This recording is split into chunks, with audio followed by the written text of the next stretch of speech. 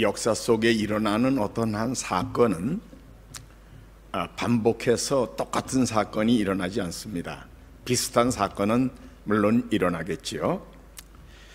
그러기에 어떤 사건은 그 사건이 일어날 때에 그 현장에 있던 사람들만 보고 그 상황을 정확히 알 수 있습니다. 우리 예수님의 십자가 사건도 마찬가지입니다. 지금으로부터 2000여 년 전에, 그리고 또 거리상은 지금 인도네시아에서 팔레스타인에 예수님 십자가에 달리셨던 예루살렘까지는 먼 거리가 있습니다. 그래서 우리가 이 시간과 공간을 초월해서 예수님의 십자가를 우리가 직접 가서 보고 목격할 수는 없지요. 그래서 우리는 이 예수 그리스도의 십자가에 대한 것을 그 사건이 일어났던 그 시간 그 장소에서 목격했던 사람들이 그 예수님의 십자가에 대하여 어떻게 반응했었던가 하는 것에 대하여 그들의 태도와 그들의 말을 잘 관찰해 보므로 예수님의 십자가 사건이 이런 사건이었구나 라는 것을 우리가 비교적 정확하게 알 수가 있습니다. 오늘 저는 십자가의 목격자들이라는 제목으로 네 사람의 십자가 가까이에서 예수님을 보았던, 십자가 사건을 보았던 사람들에 대하여 소개를 드리려고 합니다. 그 첫 번째 사람은 십자가 한쪽에 예수님의 좌우에 강도들이 같이 달려 있었잖아요. 그 강도 중에 한 사람이 어떤 반응을 보였던가 하는 것이고요. 또 한 사람은 예수님의 십자가형을 집행했던 형 집행 책임자, 로마 군대의 백부장이 예수님의 십자가를 관찰하고 그가 집행을 하고 관찰을 하고 어떤 반응을 보였었던가. 그리고 그 시대에, 세 번째로는 그 시대의 사회적으로 높은 지도자였던 한 사람이 아리마대 사람 요셉이라는 굉장히 존귀한 공회원인데 부자고요, 성품도 착한 사람입니다. 이 사람이 예수님의 십자가에 대하여 어떤 반응을 보였던가 하는 것과, 그리고 마지막 네 번째로는 예수님의 제자 중에 한 사람으로 평소에 예수님을 알고 또 예수님의 가르침도 알고 또 구약의 예언의 내용도 아는 사람으로서 예수님 십자가 가까이에서 예수님의 십자가를 관찰하고 그가 예수님의 십자가에 대하여 뭐라고 말했던가, 이 네 사람에 대하여 오늘 같이 관찰을 해보려고 그럽니다. 그 첫 번째 사람은 예수님과 함께 십자가에 달렸던 강도입니다. 오늘 성경은 마태복음, 마가복음, 누가복음에 다 이 사람에 대한 기록이 나오는데요, 행악자라고 기록되기도 했고 강도라고 기록되기도 했습니다. 예수님과 대화를 나눴고 또 양쪽에 있는 강도들 간에도 대화를 나눈 것으로 볼 때에 예수님과 굉장히 가까운 위치에 함께 달려 있었던 인물입니다. 고난받는 위치에서, 그러나 물론 그들이 당하는 고난은 그들 자신의 잘못으로 인한 단순한 아픔이지만 예수님의 고통은 그들의 고난의 수준이 아니지요. 모든 세계 모든 사람들의 영원한 지옥 형벌을 한꺼번에 받는 그런 그 극한 고난, 이런 고난을 예수님이 당하시는 바로 그 자리에 그래도 가까이서 고난받는 한 강도가 이제 바로 이 행악자, 이 강도입니다. 마태복음 27장 44절 말씀에 보면 이렇게 기록이 되어 있습니다. 함께 십자가에 못 박힌 강도들도 이와 같이 욕하더라. 그러니까 두 사람의 강도가 다 예수님을 향해 욕을 했던 거지요. 마가복음 15장 32절에도 하반절에 보니까 함께 십자가에 못 박힌 자들도 예수를 욕하였다. 그러니까 양쪽에 있던 강도들이 십자가에서 처음에 예수님을 향하여 함께 욕하고 있었던 것을 우리가 볼 수 있습니다. 많은 그 종교 지도자들이나 이런 사람들이 밑에 와서 예수님을 향하여 욕하고 약 올리고 조롱하고 할 때에 이 예수님의 양쪽에 있었던 강도들도 그 분위기 속에서 예수님을 같이 욕하고 했던 것을 우리는 이 말씀 속에서 알 수 있습니다. 그런데 오늘 누가복음 본문 속에서 보면은 이 강도가 변화된 것을 우리가 보게 되지요. 오늘 누가복음 23장 41절에 보니까 이 강도가 다른 강도를 꾸짖으면서 하는 얘기입니다. 우리는 우리의 행한 일에 상당한 보응을 받는 것이니 이에 당연하거니와 이 사람의 행한 것은 옳지 않은 것이 없느니라. 예수님에 대하여 예수님이 했던 일은 옳지 않은 게 없다라고 이 강도가 말하는 거예요. 그런 걸로 볼 때 언젠가 이가 이제 체포돼 가지고 이런 사형을 받기 전에 아마 예수님에 대하여 좀 들어보기도 하고 혹시 뭐 멀리서라도 예수님을 봤던 일이 있는 사람인지는 모르겠습니다. 어떻든 이가 고백하기를 예수님이 행한 것은 잘못한 게 없다라고 이 강도가 이렇게 변화돼 가지고 말한 거지요. 처음에는 예수님을 향하여 욕하던 사람입니다. 예수님을 향하여 그 분위기 속에서 예수님을 욕하던 사람이에요. 그런데 이 강도가 변해가지고 자기 자신이 죄인이라는 것을 인지하고 깨닫고 나는 우리가 이 벌 받는 건 당연하다 이렇게 말하면서 그러나 예수님은 이분이 행한 것은 옳지 않은 게 하나도 없어라고 예수님의 절대적인 의를 고백하기에 이르렀다라는 겁니다. 이 41절 내용을 가만히 보면은요, 예수님은 전혀 죄가 없는 분이라는 것을 이 인물이 고백을 하지요. 그 다음 42절에 보면은요, 가로되 예수여 당신의 나라에 임하실 때에 나를 생각해 주십시오. 예수님에게 자기 자신을 어떻게든지 좀 돌봐달라고 요청하는, 도움을 구하는 얘기까지 하게 됐습니다. 이 강도에게 이제 예수님께서 이런 요청을 듣고 내가 오늘 나와 함께 낙원에 있으리라 라고 하신 말씀은 두 번째로 하신 말씀입니다. 그러니까 그 전에 하신 말씀은요, 아버지여 저들의 죄를 용서해 주십시오. 저들이 하는 일을 알지 못하기 때문입니다 라고 오히려 아픈 중에, 고통 중에 오히려 자기를 향해 조롱하는 그 사람들을 위하여 기도하는 모습, 그리고 사실은 그들만 아니라 온 인류의 죄를 대신 벌받는 자로서 대제사장으로서 속죄 제사의 한 부분으로 내가 이 모든 이들의 죄를 대신 벌받고 있습니다라는 것을 말씀하시면서 특별히 예수님을 향하여 지금 욕하고 조롱하는 사람들 저들의 죄를 용서해 주십시오라고 기도하시는 예수님의 모습, 그것이 말씀으로서는 이 십자가의 강도가 변화되기 전에 예수님이 하셨던 한마디 그 말씀밖에 없습니다. 물론 다른 말씀이 있었는지 모르겠어요. 그러나 성경에 기록된 대로는 그렇거든요. 그러니까 이 강도는요, 자기 예수님을 향하여 막 욕을 하고 있었는데 그때 예수님께서 저들의 죄를 용서해 주십시오, 자기를 향하여 욕하고 조롱하는 사람들 그 강도를 포함해 가지고요, 저들이 하는 일을 알지 못하기 때문입니다 라고 하는 말씀을 들을 때에 아마 이 강도는 그 말씀에 쇼크를 먹었을 겁니다. 이렇게 자기를 향하여 대항하는데도 오히려 용서해달라고 그러고 기도하는 저분, 그리고 그때 예수님이 보이셨던 그 인격적인 아주 정말 보통 사람이 가질 수 없는 어떤 모습, 이것 속에서, 그리고 예수님의 십자가 위에 달려있는 유대인의 왕이라고 쓴 그 죄배와, 그리고 그가 그동안 듣고 알았던 예수님에 대하여 그가 고백하면서 결과적으로는 이 강도가 변한 거지요.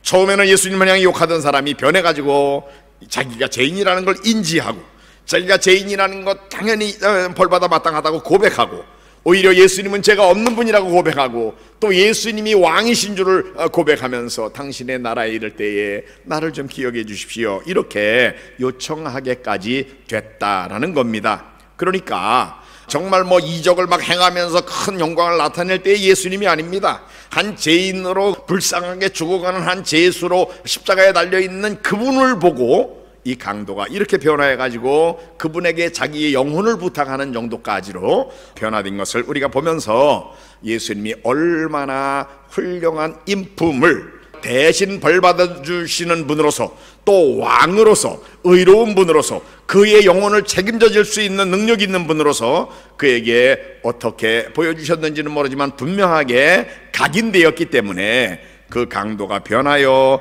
예수님에게 자기를 구원해달라고 요청하기에 이르렀다라는 것을 우리가 분명하게 볼 수 있습니다. 또 두 번째 사람은 이 사형을 집행했던 로마 군대의 백부장입니다. 이 사람이 바로 사형 집행의 책임자예요. 나중에 빌라도가 불러가지고 벌써 예수라는 그 죄수가 죽었느냐 물어보는 거를 이 백부장을 불러서 물어보잖아요. 그런 걸로 보면은 이 사람이 바로 이 예수님의 사형 집행 책임자인데 백부장이라고 기록이 되어 있습니다. 부하가 100명쯤 되는 그런 지휘관이에요.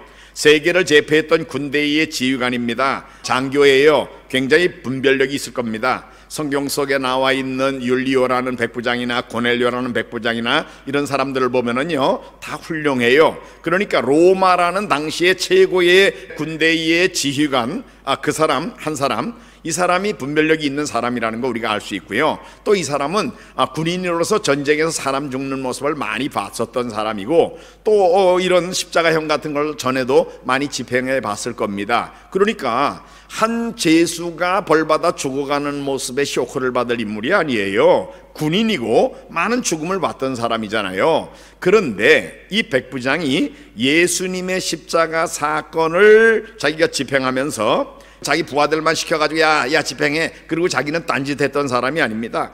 이 백부장은 빌라도의 법정에서부터 예수님에 대하여 계속 조롱당하는 모습이며 십자가를 지고 올라가는 모습이며 전체를 관찰해왔던 인물로서 객관적인 입장에서, 예수님 편도 아니고 예수님의 원수도 아니에요, 객관적으로 예수님의 십자가를 보는 눈을 가진 이 백부장이 결국은 예수님의 십자가 상황에서 예수님이 죽으시는 모습을 보고 또 그는 그것을 관찰했다라고 성경은 분명하게 말하고 있습니다. 마가복음 15장 39절에 보니까 예수를 향하여 섰던 백부장이 그렇게 숨지심을 보고 그랬어요. 그러니까 예수님이 어떻게 죽으시나 하는 걸 보고 있었어요.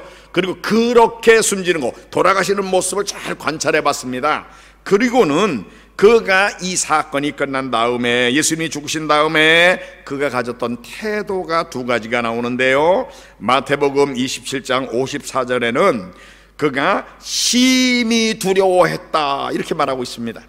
전쟁터에서 사람을 많이 죽였던 군인입니다. 많은 죄수들을 사형시켜 봤던 사람입니다. 군대의 장교예요. 한 죄수가 죽어가는 모습을 보고 심히 두려워할 이유가 없어요, 사실은. 그런데 그가 심히 두려워했다고 그랬고요.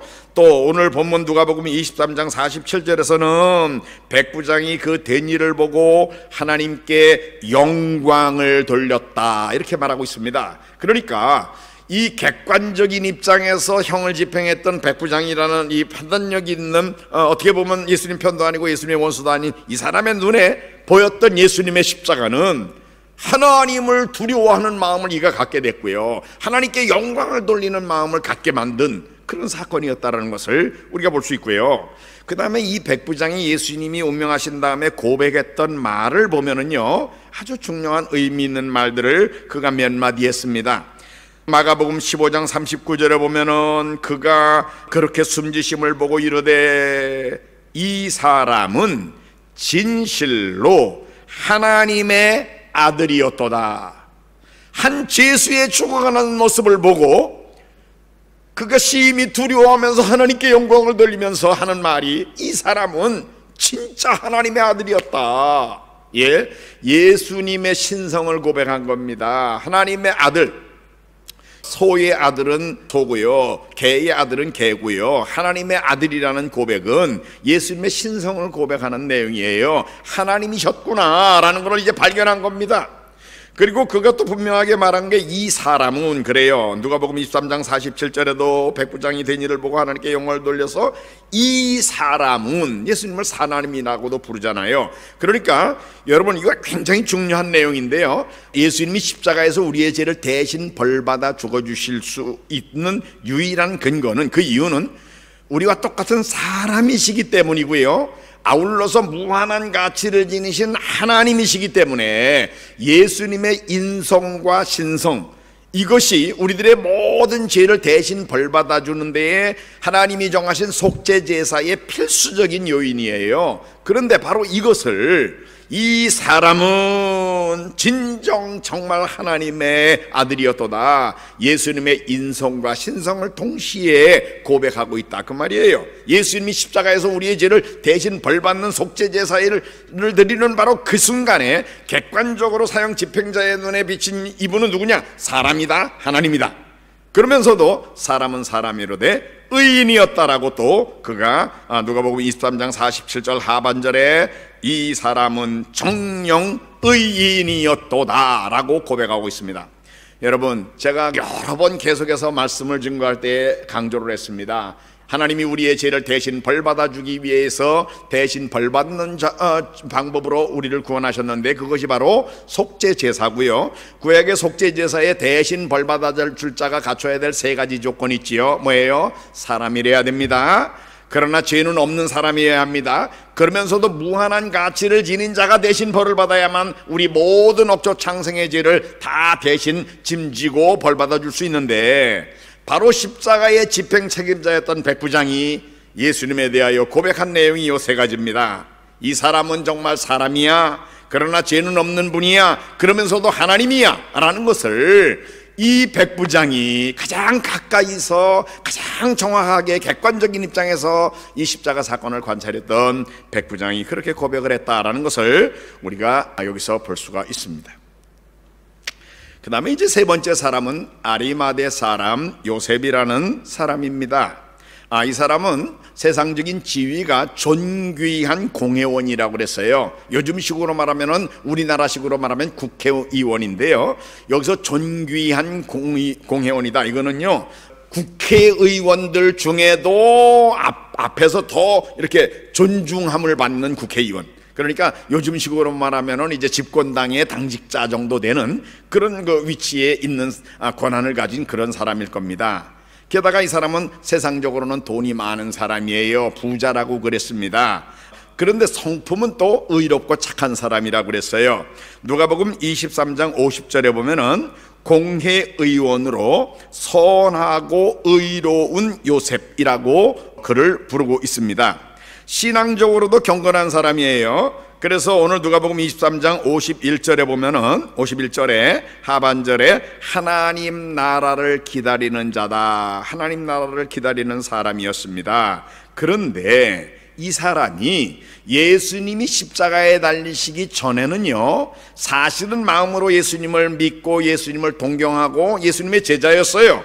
그러나 자기가 그때 그 세상의 정치인의 한 사람으로, 와, 이 분위기 속에서 내가 예수님 편에 섰다 하는 내 이 높은 포지션, 내 이 모든 재산, 이 좋은 지위, 이거 잘못하면 다 날라가. 그러니까 내가 예수님의 제자라는 거는 일부러 드러낼 필요는 없지. 마음으로는 예수님을 사랑해요, 존경해요, 믿어요, 제자예요. 그렇지만 드러내놓고 예수님을 믿지는 않았던 인물인데, 요한복음 19장 38절에 보니까 이렇게 기록되어 있습니다. 아리마대 사람 요셉은 예수의 제자이나 유대인이 두려워 그것을 숨기더니, 이제까지는요 예수님의 제자지만 자기가 예수님의 제자라는 걸 숨기고 있었어요. 이런 사람이었다 그 말이에요. 그런데 이 사람이 이제 변하게 된 겁니다. 당돌하게 변했어요. 어떻게 변했습니까? 마가복음 15장 43절에 보니까 아리마대 사람 요셉이 와서 당돌하게 빌라도에게 들어가 예수의 시체를 달라고 그랬다. 이 사람은 굉장히 높은 사람이니까 사회적으로 총독도 대면할 수 있는, 내가 총독 좀 만나자고 그래라. 그러면 권한이 있으니까, 높은 사람이니까 총독이 만나주는 거예요. 당돌이 예수님에게 가가지고 예수님의 시체를 달라고 그랬어요. 그렇게 이제는 더 이상 내가 예수님의 제자라는 걸 숨길 이유가 없다 그 말이에요. 이제는 용감해진 겁니다. 그래가지고 빌라도가 백부장 불러가지고 정말 죽었는지 확인한 다음에 시체 내줘라 허락했어요. 그러면 아직도 내가 예수님의 제자라는 걸 숨기려고 그러면은 이 사람이 어떻게 할까요? 자기 수하에 있는 다른 사람, 야 가가지고 말이야 예수님 시체 십자가에 내려가지고 가다가 매장에 이렇게 시키지 않았겠어요? 그런데요, 빌라도에게 당당하게 가서 시체 달라고 그랬고요, 그 다음에 빌라도가 허락하니까 그 다음에 본인이 직접 예수님의 십자가에 가가지고 예수님의 시체를 내려가지고 가져갔다라고 분명하게 말하고 있습니다. 요한복음 19장 38절에 아리마대 사람 요셉은 예수의 제자이나 유대인들을 두려워하여 그것을 숨기더니 이 일 이후에 빌라도에게 예수의 시체를 가져가기를 구하며 빌라도가 허락하는지라. 그 다음에 보세요, 이에 가서 예수의 시체를 가져가니라. 그런데 좀 더 정확한 표현으로요, 마가복음 15장 46절에는 예수님의 시체를 내려다가 그것으로 예수님의 시신을 싸가지고 바위 속에 판 무덤 속에다가 갖다가 놨다, 이렇게 기록을 했습니다. 본인이 직접 가가지고요, 그 십자가 현장에서 본인이 예수님의 십자가에서 예수님의 시신을 내려가지고요, 그 예수님의 시신을 자기가 죽으면은 자기가 묻히려고 자기가 파놨던 천연동굴이 아닙니다. 많은 돈을 들여가지고 판 무덤이에요. 바위에 판 무덤. 그런데 그건 객관적으로 사람들이 다 알아요. 아리마대 사람 요셉이 자기가 죽으면은 묻히려고 만들어 놓은 무덤이야. 객관적으로 아리마대 사람 요셉의 무덤입니다. 그러니까 다 남들이 이제는 내 아리마대 사람 요셉이 예수님에게 자기 무덤을 드렸다는 것이 객관적으로 증거로 계속 보여줘도 괜찮다 그 말이에요. 나는 이제는 내가 예수님의 제자라는 것을 더 이상 숨길 이유가 없다라는 이런 태도를 분명하게 보인 것을 우리가 볼 수 있습니다.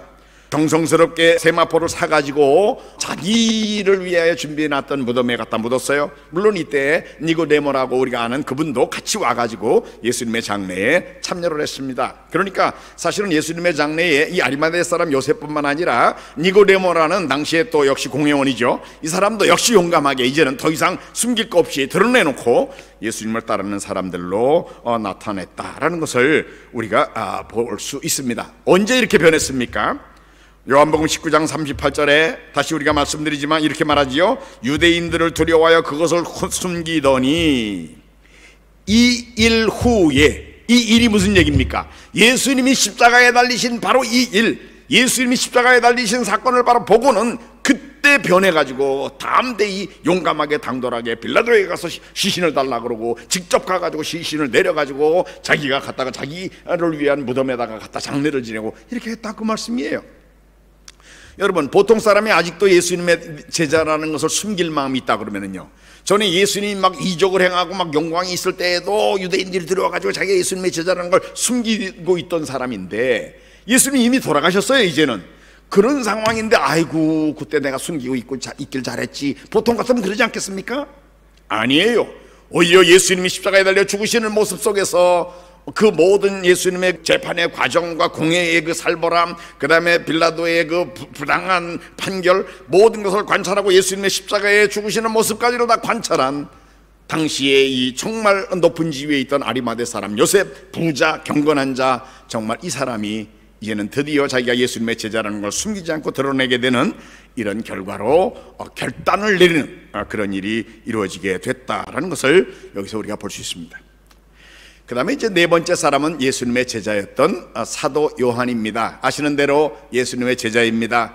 예수님에게 택함을 받아가지고 3년 동안 예수님을 모시고 다니면서 예수님의 가르치심을 평소에 들었습니다. 또 그리고 성경의 모든 내용을 종합해 보면은 굉장히 그 많은 구약의 율법의 내용을 예수님에게 들어서 알기도 하지만 하나님의 말씀 율법을 잘 아는 인물입니다. 그리고 특별히 예수님이 마지막 그 예루살렘으로 십자가에 달리시기 위하여 올라올 때 예수님의 마지막 내가 이제 예루살렘에 가면은 이제 죽을 거야, 그리고 사흘 만에 부활할 거다라는 예수님의 마지막 고난에 대한 예고하셨던 내용도 다 들었던 인물입니다. 그런 하나님의 말씀을 잘 알고 예수님이 이미 예수님의 죽음에 대하여 말하는 것을 이미 예언으로 하셨던 말씀을 다 아는 사람으로서 예수님이 십자가에서 돌아가실 때 정말 구약의 예언대로 그대로 성취되는 건가, 그리고 또 예수님이 평소에 가르치셨던 말씀 그대로 정말 그렇게 죽으시는 건가, 그런 의미가 분명히 있는 건가를 관찰한 인물이 바로 이 요한이라는 바로 이 제자입니다. 다른 제자들은 다 도망가 버렸어요. 그러나 요한만은요, 우리가 아는 대로 예수님이 그 대제사장의 집에 가서 신문을 받을 때에도 거기에 있었습니다. 그래서 베드로도 요한이 움직이게 해가지고 그 자리에 들어가게 이렇게 만들어줬었고, 또 빌라도의 법정에서 예수님이 그 당하시는 모습들 요한은 봤습니다. 그리고 예수님이 십자가에 달려 계실 때에도 다른 제자들은 다 겁이 나가지고 그 근처에 오지 못했지만 예수님의 제자 중에 이 요한만은 그래도 십자가 앞에 와서 있었어요. 그러기에 예수님이 요한에게 그저 내 어머니를 내가 이제 앞으로 네 어머니로 모셔라라는 말씀도 예수님이 하셨을 정도로 이렇게 특별하게 끝까지 예수님의 십자가에 가까이에서 관찰했던 인물입니다. 이 인물이 예수님의 십자가의 사건을 잘 관찰한 다음에 했던 말들을 보면 굉장히 의미 있는 말들이 많습니다. 요한복음 19장 26절에 보면은 예수께서 그 모친과 사랑하시는 제자가 곁에 섰는 것을 보시고 그 모친께 말씀하되 여자여 보소서 아들이니이다 그렇게 말씀하셨고, 그래서 사실은 그 십자가 가까이에 있었던 인물이고 또 십자가에 달리셨을 때까지 예수님과 대화가 이루어졌던 그런 인물이고, 그 다음에 같은 요한복음 19장 35절에 보면은 자기가 자기 자신을 소개할 때에 이를 본 자가 증거하였으니 그 증거가 참이라. 저가 자기의 말하는 것이 참인 줄 알고 너희로 믿게 하려고 지금 이것을 기록하는 것이다. 그러니까 요한은요 너무 확신에 차 있는 거예요. 하나님의 말씀대로 구약의 예언대로 그대로 이루어진 사건이었어. 그분이 평소에 하셨던 말씀이 그대로 이루어진 사건이었어. 그렇기 때문에 나는 이분이 메시아인 걸 내가 알아. 그래서 내가 너희들도 나처럼 예수님을 믿게 하려고 내가 이거 쓴다. 그러면서 이 요한복음을 기록하고 있는 것을 우리가 볼 수 있습니다. 요한복음 19장 24절에서는 구약의 예언에 대하여 자기가 깨달은 것을 이렇게 기록하고 있습니다. 군인들이 서로 말하되 이것을 짓지 말고 누가 얻나 제비 뽑자 하니, 그 다음에 요한이 더해서 쓰는 겁니다. 이는 성경에 그들이 내 옷을 나누고 내 옷을 제비 뽑나이다 한 것을 응하게 하려고 한 것이다. 그러니까 그 내용을 요한이 기억하면서 와, 구약의 그 시편 22편에 나와 있는 내용이 지금 그대로 지금 성취되고 있잖아. 그걸 느끼면서 그 사건을 봤다 그 말이에요. 또 28절에도 보면은 요한복음 19장 28절에 그 후에 예수께서 모든 일이 이미 이루어진 줄 아시고 성경을 응하게 하려 하사 이르시되 내가 목마르다. 예수님이 그러시는데 그것도 이것은 성경을 응하게 하려고, 구약 성경에 예언된 게 이루어지게 하려고 된 거야 하면서 그나마 시편 69편에 나와 있는 예수님에 대한 이 예언의 말씀을 그가 기억했을 것입니다. 또 36절에 보면은 요한복음 19장 36절에 보면은 예수님이 이미 돌아가셔가지고 다른 제수들은 군병들이 와서 다리를 꺾고 뼈를 꺾지만 원래 그 예언대로 하면은 이 메시아의 죽음 후에 뼈가 꺾이지 않는다라는 예언이 있기 때문에 그 성경을 응하게 하려고 요한복음 19장 39절에 보면은 뼈가 하나도 꺾이지 않았다. 왜? 성경을 응하게 하려고 그렇게 된 거였어 라고 말하고 있습니다.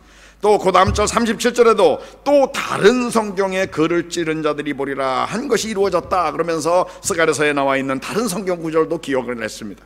이렇게 요한은 지금 예수님의 제자로 3년 동안 예수님을 따라다니며 예수님의 가르침을 들었던 사람, 예수님의 이적을 보았던 사람입니다. 정말 그 중에 예수님이 가장 강조하셨던 예수님의 죽음, 예수님이 죽음이 정말 그 평소에 예언되어 있던 말대로 예수님이 말씀하셨던 대로 그대로 이루어지느냐 아니면은 사실은 그게 아니냐, 그거를 관찰했어요.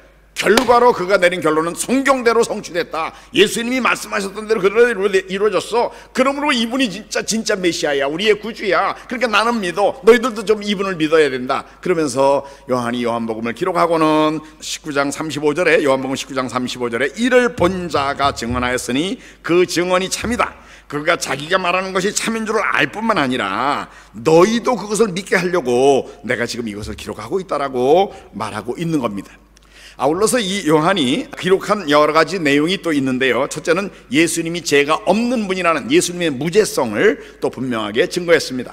빌라도가 여러 차례로 내가 보니 이 사람에게는 죄가 없노라, 당시의 최고의 형법을 가지고 죄가 있는 사람은 벌 주고 죄 없는 사람은 용서해주는 이런 그 재판관의 자리에 있던 빌라도라는 인물이 거듭해서 했던 말은 내가 너희들이 자꾸 이 사람 죽이라 그러는데, 죄인이라고 그러는데 내가 볼 때 죽일 죄가 없어 라는 말을 빌라도가 그렇게 말했고, 빌라도가 자기가 입장 곤란하니까 헤롯이라는 왕에게 또 마침 갈릴리 담당자가 와 있으니까 그에게 맡겼었는데 그도 또 죄가 없다라고 해서 돌려보내고, 빌라도가 또 그렇게 말하고 예수님이 죄가 없다는 것을 일반 법정에서도 분명히 증거했고, 또 예수님이 실제로 죄가 없는 분이라는 것을 분명히 말씀하시는 것을 그 요한이 구체적으로 관심을 가지고 관찰을 했습니다. 그래서 요한복음 19장 6절에도 보면은 맨 마지막 부분에 나는 그에게서 죄를 찾지 못하였노라 라고 빌라도가 선언하고, 그러나 너희가 이 피해에 대해서 너희가 당해 그러면서 예수님을 사형에 넘기는 아주 그 잘못된 그런 재판관으로서, 정말 의인은 옳다고 그러고 악은 악이라고 그래야 되는데 이거 의로워, 그렇지만 이 사람 사형시켜 이렇게 결정했던 빌라도. 그래서 우리가 지금 신앙 고백할 때마다 빌라도의 고난을 받아서 얼마나 불명의 이름이 세계적으로 역사적으로 알려진 사람이 됐습니까? 그러나 예수님은 객관적으로 정말 세상 법정에서도 죄가 없는 분이라는 것이 그렇게 선언됐고 그렇지만 우리의 죄를 대신 벌받아주는 자로서 죽는 분이기 때문에 성경 그대로 하면은요, 죄 없는 흠 없는 속죄 제물인 게 증명이 됐고, 그러나 속죄 제사의 제물이 되신 분으로 분명하게 증거되는 일이 이루어졌는데, 속죄 제사의 제물이 죽어야만 하기 때문에 요한은 또 예수님의 죽음에 대해서도 분명하게 그 고통과, 대신 벌받는 그 고통과 예수님의 죽음에 대해서 분명히 또 증거했습니다. 요한복음 19장 1절에 보면은 빌라도가 예수를 데려다가 채찍질했다, 육체적인 고난을 받으신 것을 보여주고요. 또 그 다음 2절에도 보면은 가시관으로 엮어가지고 그 머리에 씌우고 자색옷을 입혔다, 정신적으로 모욕을 당하는 이런 고통을 주었고, 3절에도 유대인의 왕이여 평안할지어다 하며 손으로 때렸다, 모욕을 주는 일을 당했습니다. 그리고 우리가 아는 대로 십자가에서는 28절에, 요한복음 19장 28절에 성경을 응하게 하려고 내가 목마르다.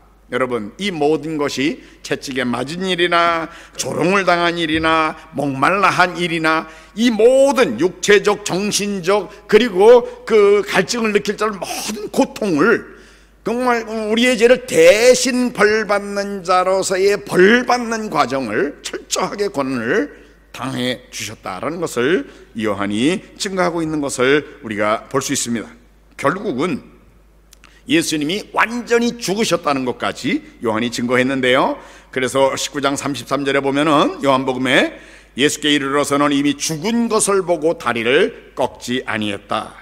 그리고 그 다음 34절에 그중 한 군병이 창으로 옆구리를 찌르니 곧 피와 물이 나왔다. 여러분, 살아있는 사람의 옆구리 찌르면 피만 나오지 물이 안 나옵니다.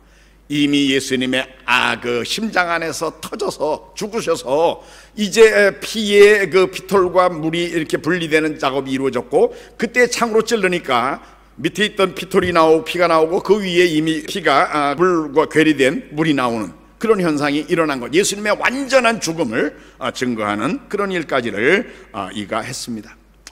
요한은 예수님을 따라다니면서 평소에 예수님이 하셨던 말씀을 들었던 인물입니다.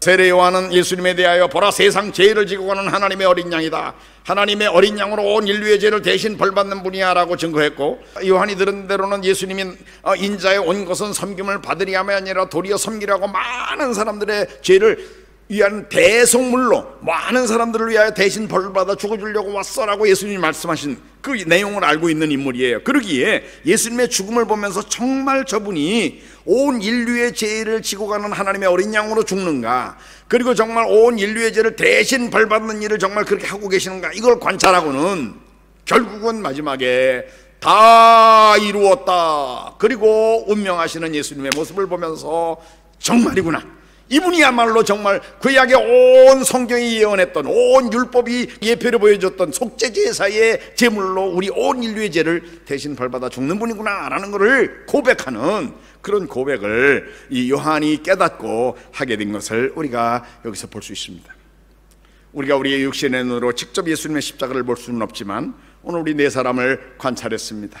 십자가 곁에서 같이 죽어가면서 처음에는 예수님을 욕하다가 그 예수님의 인격의 감화를 받아가지고, 그리고 예수님이 죄가 없는 분으로 자기의 영생을 책임질 수 있는 분이라는 걸 깨닫고 고백했던 그 강도를, 그 고통 중에도 그 강도를 구원하신 예수님, 여러분 얼마나 놀라운 일입니까? 예수님을 향하여 욕을 하고 있었어요. 예수님이 기도를 할 때 물론 그 강도만을 따로 얘기하진 않았지만 저의 죄를 용서해 주십시오, 저들이 하는 죄를 알지 못합니다 라고 예수님의 기도가 당장 응답돼가지고 제일 첫 번째로 그 기도의 응답으로 구원받은 사람이 바로 옆에 있던 강도잖아요. 강도가 구원받았다고요. 그 고난 중에도 예수님은 영혼을 구원하는 일을 하셨던 바로 그분이고, 그 정말 아주 완벽하신 인격을 보여주셔서 사람을 이렇게 변하게 만드셨던 바로 그분이잖아요. 또 예수님의 십자가형을 집행했던 그 집행 책임자, 객관적인 입장에서 예수님의 십자가를 받던 인물이 그 사건 후에 심히 두려워하면서 하나님께 영광을 드리면서 이는 참 사람이었다, 그러나 죄는 없는 의인이다, 그러면서도 하나님의 아들이다, 하나님이다, 우리 인류의 죄를 대신 벌받아 줄 자가 갖춰야 되는 속죄 제사 제물의 세 가지 조건, 사람이며 죄는 없는 사람이며 그러면서도 무한한 가치를 지닌 하나님이셨는데 그분이 여기서 이런 권한을 받았다라는 것을 객관적으로 고백하는 일이 있었다, 그 말씀입니다. 그리고 당시에 최고의 지도자이고 사회적으로나 또 성품 면에서나 모든 면에 존경받던 사람, 그러기에 사회적인 걸 포기할 수 없어서 예수님 예수님의 제자지만 숨기고 있던 사람이 이 일 후에 예수님이 십자가에 죽으시는 모습을 보고 이제는 더 이상 내가 예수님의 제자라는 걸 숨길 이유가 없다. 담대하게 당돌하게 빌라도에게 가서 시체를 달라고 그러고 자기가 직접 가서 시신을 내려서 자기가 죽으면 묻히려고 파놨던 무덤에다가 거기에다가 예수님을 장례지는 그런 그 용기가 있는 사람으로 변하게 만든 사건, 그게 바로 십자가 사건입니다. 그리고 성경을 잘 아는 인물로서 예수님을 곁에서 모셨던 요한도 끝까지 예수님의 죽음은 정말 성경대로, 성경을 그대로 이루시는, 다 이룬, 예수님이 오신 목적도 다 이뤘고 성경의 율법이 요구하는 대속의 모든 일을 다 이룬 분이라는 것을 철저하게 고백하는 그런 고백으로, 그것을 자기도 믿을 뿐만 아니라 모두 믿었으면 좋겠다라고 기록해가지고 알려주는 그런 일이 있게 만든 사건이었다라는 겁니다. 그래서 이 십자가의 목격자들의 태도와 말과 이 반응을 통해서 예수님의 십자가가 우리 온 인류의 죄를 대신 벌받는 온전한 속죄 제사의 죽음이었음을 우리가 분명하게 알 수 있고, 또 하나는 예수님이 그 극한 고난 속에서도 보여주셨던 그 예수님의 인품의 완벽함을 또한 우리에게 보여주는 그런 십자가였다라는 것을 우리가 여기서 오늘 보게 됩니다. 정말 이 한 주간 예수님 우리의 죄를 대신 벌받으려고 십자가를 지신 이 한 주간, 우리가 매일 이 한 주간을 지내면서 이 고난 주간에 예수님의 십자가를 묵상하며 함께 은혜 받는 이런 성도님들이 모두 되시기를 주의 이름으로 축원합니다. 아멘. 기도하겠습니다.